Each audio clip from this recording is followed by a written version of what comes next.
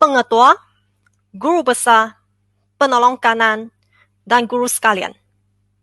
Sebelum saya bentangkan taklimat ini, sekiranya tuan-tuan atau puan-puan mempunyai soalan atau sebarang kemuskiran, sila typekan soalan anda di ruangan komen.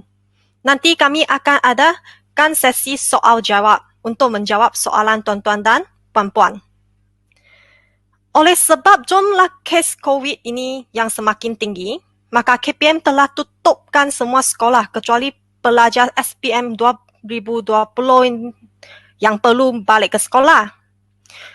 Jadi, yang lain-lain, guru perlu jalankan PDPR di rumah. Oleh itu,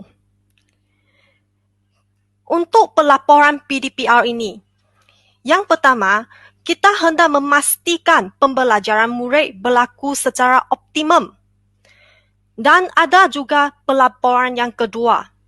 Yang pelaporan kedua adalah untuk mengenal pasti keberkesanan kaedah PDPR, merancang penambahbaikan proses PDPR.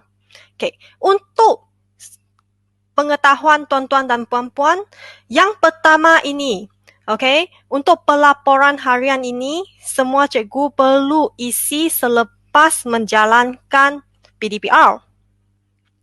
Dan terdapat banyak soalan mengenai kaedah pelaksanaan PDPR ini. Untuk pelaksanaan PDPR ini, kita ada 3 kaedah. Secara dalam talian, secara luar talian, ataupun secara offsite.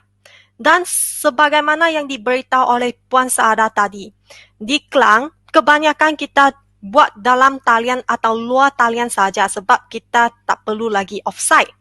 Dan ada banyak yang keliru. Macam mana kita nak bezakan yang dalam talian dan luar talian?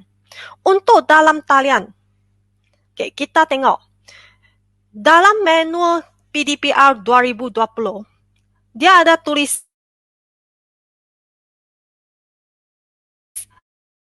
PDPR secara dalam terdapat capaian internet dan penggunaan peranti yang membolehkan murid belajar secara real time. Guru boleh melaksanakan PDPR melalui, yang itu yang lain, cikgu-cikgu, tuan-tuan dan puan-puan boleh pergi download manual itu dan baca. Manual itu pun ada dikongsikan di dalam grup Telegram penyelaras PDPR ini. Dan dalam perkataan ini, dalam paragraf ini, kita ada satu yang penting, yang keyword tersebut, iaitu secara real time. Jadi macam mana kita nak bezakan dalam talian dengan luar talian? Contohnya, cikgu mengadakan Google Meet bersama murid-murid. Itu kita kira secara dalam talian. Sebab kita dapat face to face, kalau murid-murid ada soalan, dia boleh terus tanya dan kita boleh terus jawab. Contoh lagi, Microsoft Teams. Kita juga boleh ada sesi soal jawab tu semua. Dan ada juga yang tanya, YouTube kira tak? Untuk YouTube, sekiranya pada masa cikgu buat live itu, murid-murid dia mengikuti kelas. Itu kira dalam talian. Tetapi sekiranya murid itu dia ikuti kelas selepas live cikgu, yang itu kita kira sebagai luar talian. Sebab dia bukan secara real time. Harap yang dalam talian dengan luar talian, cikgu-cikgu boleh faham ya. Untuk dalam talian, ingat secara real time. Apa yang berlaku pada masa itu kita kira dalam talian. Tak kira kalau macam cikgu buatkan Kahoot, pelajar main. Itu kira secara real time dalam talian. Tetapi kalau cikgu letakkan dalam Google Classroom, dalam Teams sebagai tugasan, itu dikira sebagai luar talian. Okey ya? Harap semua faham mengenai ini. Seterusnya, untuk pelaporan pelaksanaan PDPR. Yang pertama kita ada laporan harian, iaitu semua guru sebaik sahaja laksanakan PDPR, cikgu-cikgu perlu isi laporan ini. Dan untuk 2021 mulai 25 Januari iaitu Isnin, kita akan gunakan sistem pelaporan PDPR 2.0. Iaitu nanti saya akan sharekan link untuk cikgu-cikgu isikan. Dan di sini ada satu perkara yang boleh cikgu buat, iaitu kalau cikgu ada 3 kelas. Contohnya, saya mengajar 2A, 2B dan 2C. Mata pelajaran Bahasa Melayu. Dalam kelas ketiga-tiga itu, saya mempunyai 100 orang murid.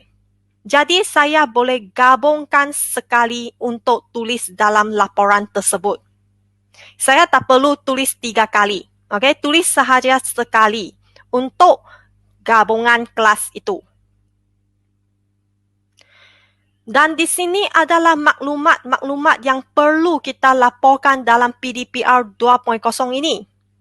Yang pertama, dia ada maklumat guru. Dan maklumat guru ini akan tersenarai apabila kita log masuk menggunakan ID MOE kita.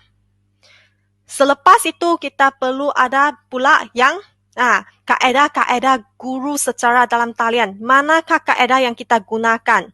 Ataupun kita guna secara luar talian ataupun offsite.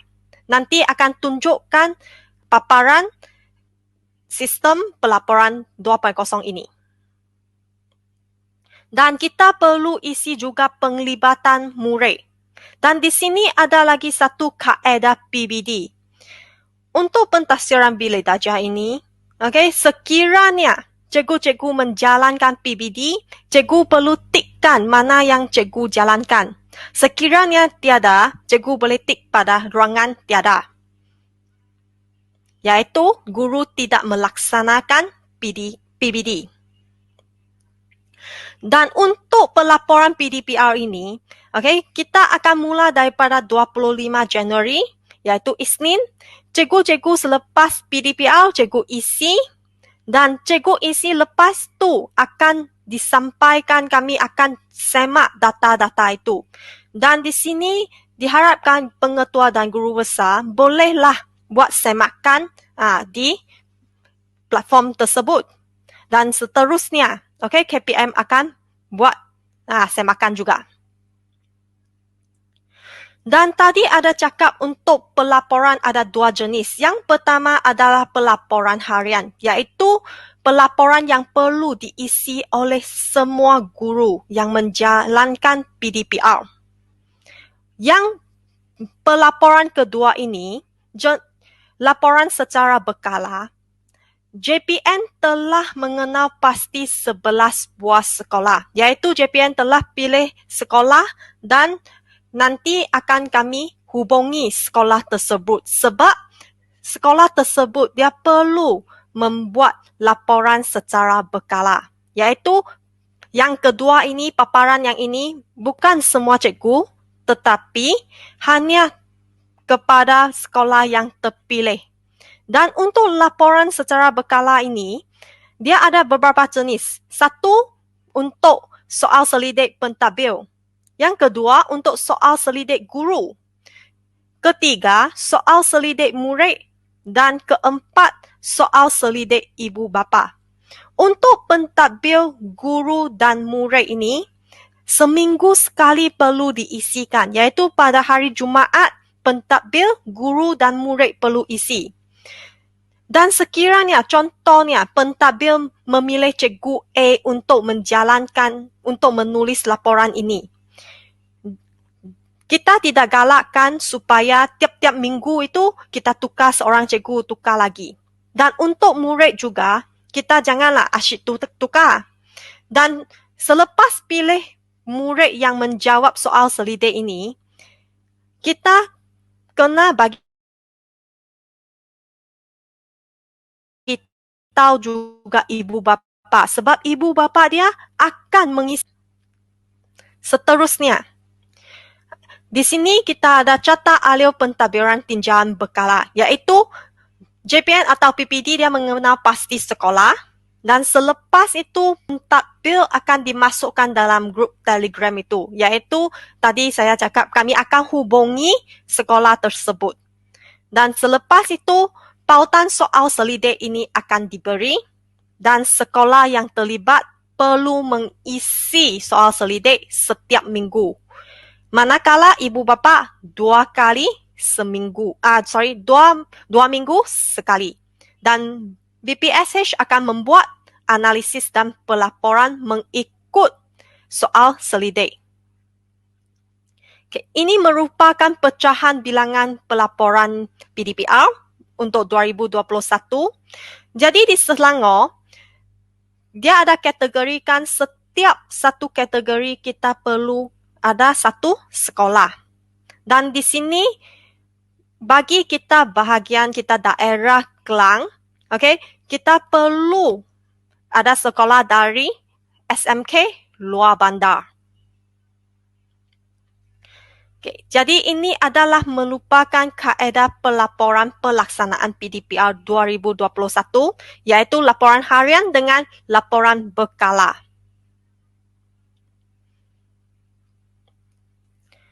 Dan ini merupakan sasaran pelaksanaan pelaporan PDPR secara berkala, iaitu untuk pentadbir kita perlukan seorang sahaja. Okay, dan guru kita memerlukan 6, murid 6, ibu bapa itu 6 juga. Okay, ini merupakan manual pengajaran dan pembelajaran di rumah. Jadi manual ini boleh di-download di portal MOE ataupun dalam grup Telegram penyelalas PDPR sudah saya masukkan. Dan fokus pelaksanaan PDPR pada tahun ini adalah kita hendaklah PDPR ini berkualiti dan keberkesanannya. Kita tak mahu sebab nak buat itu, jadi kita buat. Kita tak nak. Kita harap dapat manfaatkan murid-murid kita sebab dari tahun lepas hingga kini, untuk pembelajaran bersemuka ini amat kurang sebab kes COVID ini. Jadi kita harapkan walaupun kita buat secara online ataupun offline, kita boleh jaga kualiti dan keberkesanan PDP kita. Okay, ini merupakan link Telegram penyelaras PDPR. Sekiranya ada lagi penyelaras yang belum lagi masuk dalam grup Telegram ini, Anda diminta untuk join grup Telegram ini. Saya paparkan link ini untuk sebentar.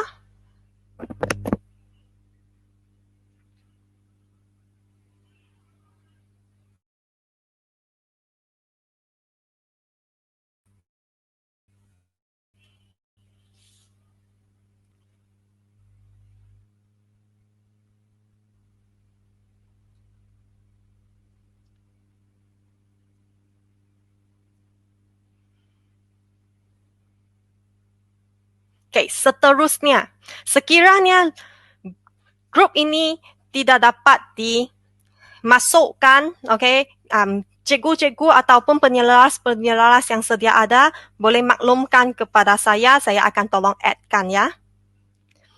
Yang kedua mengenai maklumat perancangan pelaksanaan PDPR Sekolah-Sekolah Negeri Selangor tahun 2021. Google Form ini diminta semua sekolah tolong isikan sebab yang ini maklumat diperlukan oleh JPN. Dan untuk maklumat di dalam ini, sekiranya terdapat pertukaran atau apa-apa, guru besar atau pengetua boleh sahaja hantar semula Google Form tersebut. Dia tidak limit. Kami akan ambil data yang paling dekat, iaitu yang kalau contohnya hari ini guru besar atau pengetua hantar borang ini. Dan pada hari Isnin Isnin depan ada mendapati ada pertukaran untuk macam contohnya hari Isnin. Asalnya ada 40 orang cikgu yang menjalankan PDPR. Tetapi guru besar tambahkan lagi menjadi 45. Jadi boleh update sahaja. Dan untuk maklumat ini, kami harapkan supaya sekolah-sekolah mengoptimumkan penjalanan PDPR ini. Dan sekiranya boleh, kita janganlah banyak link sangat. Kalau satu kelas, dia ada 5 subjek, ada 10 subjek itu, kita kalau boleh kita buatlah satu link untuk semua murid. Dia masuk je guna link tersebut. Janganlah link itu satu kelas sudah ada 10, nanti pun murid-murid kita peningkan. Okay? Jadi ini untuk maklumat perancangan pelaksanaan PDPR. Diminta semua guru besar dan pengetua isi. Yang sudah isi, terima kasih atas kerjasama anda. Dan yang ini, diminta juga guru besar dan pengetua atau PK penolong kanan 1, iaitu penolong kanan pentadbiran, untuk hantarkan jadual PDPR sekolah daerah Klang ini untuk kami buat semakan. Okay? Sebab bila kami nak semak data, kami perlu tahu apakah masalah yang timbul. Kenapa contohnya, tadi guru besar atau pengetua isi borang untuk yang PDPR. Ada 40 orang cikgu yang menjalankan PDPR pada hari Isnin. Tetapi dalam pelaporan itu hanya ada 10. Itulah kenapa kita perlukan jadual ini. Mohon kerjasama tuan-tuan atau puan-puan lengkapkan dan hantar selewat-lewatnya 25 Januari, iaitu pada hari Isnin pukul jam 5 petang. Jangan risau juga untuk tarikh ini, sekiranya ada pertukaran untuk yang jadual, boleh juga tuan-tuan puan-puan untuk kemas kini. Okay? Sekiranya sekolah-sekolah anda menghadapi masalah untuk menghantar jadual ini, boleh hubungi juga kami untuk menyelesaikan masalah ini. Okey, sekarang tibalah untuk borang pelaporan PDPR yang baru ini. Untuk borang pelaporan PDPR ini, okey, kita masukkan gerak Selangor, okey, gerak.moi.gov.my/PDPR Selangor ini SEL/2021. Ini merupakan link yang perlu kita gunakan pada 25 Januari ini, iaitu pada hari Isnin. Dan sila guna ID DL, iaitu @moi-dl.edu.my punias. Kerana yang ini kami akan terus paparkan maklumat cikgu. Cikgu tak perlu lagi isi nama cikgu tu semua. Dia akan terus terpapar mengikut ID cikgu yang diberikan. Okey, kita harap semua guru sudah dapat ID DL ini, dan sekiranya tidak lagi dapat, boleh rujuk kepada penyelaras digital learning sekolah anda atau admin digital learning sekolah anda. Jadi kita tengok untuk borang pelaporan ini. Sorry. Yang pertama, kita kena layari link yang diberikan tadi, dan selepas itu kita boleh dapati dia akan minta kita untuk masukkan kita punya ID delima. Jadi kita masukkan kita punya ID delima ini. Contohnya G- nombor tu, dan @moi-dl.edu.my. Selepas kita masukkan ID digital learning kita, ID delima kita, kita klik pada button masuk. Selepas klik button masuk ini, kita terus sahaja isi maklumat yang berkaitan. Dan selepas itu hanya perlu klik pada lapor. Dan boleh dilihat di sini kita hanya perlu pilih PDPR. Okay, kita pilih platform tu semua. Contohnya, saya bukakan satu link untuk tunjuk. Okay, ini saya masukkan link tersebut dan saya masukkan ID digital saya, delima saya.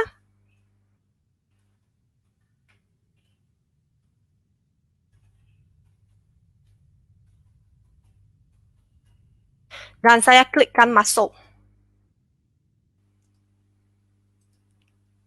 Okay.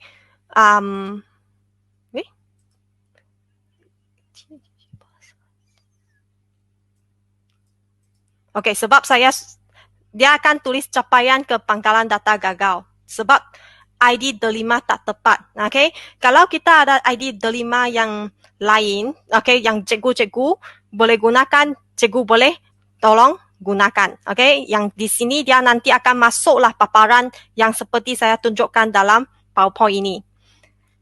Dan yang terakhir sekali, okay, untuk isi yang pelaporan ini, guru besar atau pengetua diminta untuk buat semakan. Tetapi untuk semakan, sekarang kita masih belum dapat dibuat. Jadi selepas ada link untuk buat semakan, saya akan masukkan tutorial dalam grup penyelaras PDPR ini. Okay. Untuk daftarkan SPL KPM, peserta boleh scan QR code untuk hari ini dan sekian sahaja taklimat saya. Sekiranya ada apa-apa soalan, sila kemukakan dan kami akan jawabkan. Dan saya mohon maaf sekiranya terdapat salah dan silap